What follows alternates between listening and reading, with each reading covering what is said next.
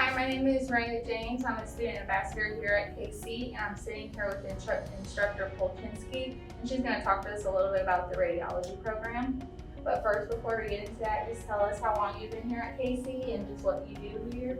Okay, again, I'm Polczynski, and I've worked at Kaskaskia College for over 25 years. Prior to that, I worked in a hospital for 10 years.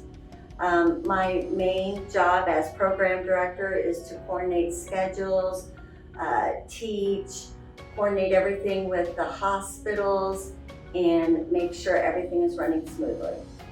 What are some of the biggest challenges you face in this field?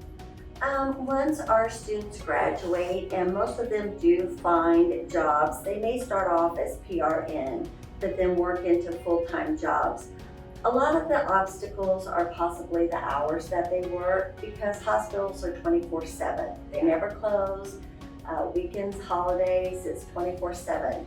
So a lot of the times they have to do different shifts, which can be, a little bit of a hardship at first. Now they do get compensated for those different shifts, but some places too are shorthanded, so they have to pick up different hours along the way, and that seems to be a pretty good obstacle. Yeah, just knowing if those are regular hours. Correct. What sort of education and certifications does a student need if they want to pursue a career in this? Okay, our students, when they graduate, they have an associate's degree in applied science, which is a 21-month program or 2 years. Okay. So once they graduate, they're eligible to take the national registry, which we call it the American Registry of Radiologic Technologists. So once they pass that registry, they are certified to be a radiographer. So a lot of our students, though, continue their education and pursue a bachelor's degree in radiology, or they further their education with different modalities, specifically sonography, CT, mammography, radiation therapy. And to go further, they need, of course, more education, and then they'll have to take another registry in that modality. Okay, so they can go further even after they get certified here. Correct. We're a good stepping stone, a good foundation to get your associate's degree, and then several of our students go on and get different modalities, certifications. What sort of traits should students have that are looking to go on this program? Okay, that's a good question. I really think being a people person is a big thing. You need to be able to communicate, get along with others, be a team player, have a positive attitude, because in the health profession, you're working with a wide scope of people. You've got young, you've got old, you've got big, you've got small, you've got diversity every day. And you need to be able to communicate with a smile on your face. All right. What sort of hands-on opportunities do students get to get? Because we see here there's a machine. So what sort of hands-on activities will a student have just going through the course? Yes, I have to say we are very, very blessed here at Kaskaskia College. We have great equipment. So the way our curriculum is set up, you have your classroom where you get your lectures and you learn how to position. Then you also have lab incorporated, where they come in here and actually position our Pixie, okay? We also have several other phantoms. So they actually take x-rays on this phantom and then bring it up on the computer and analyze and look at the anatomy and identify different types of anatomy and even pathologies along the way. We have 2 rooms exactly like this. So these rooms are also really big, and I know you can't see, but you can see over there, we have a C-arm, which is used in surgical or special procedures. We have a portable that students can simulate. So like in a hospital or in the emergency department, if somebody's unable to come into the radiology department, we can take the x-ray machine in there and take their x-rays. So the students really have a good opportunity to practice before they get to clinicals and actually take x-rays on patients.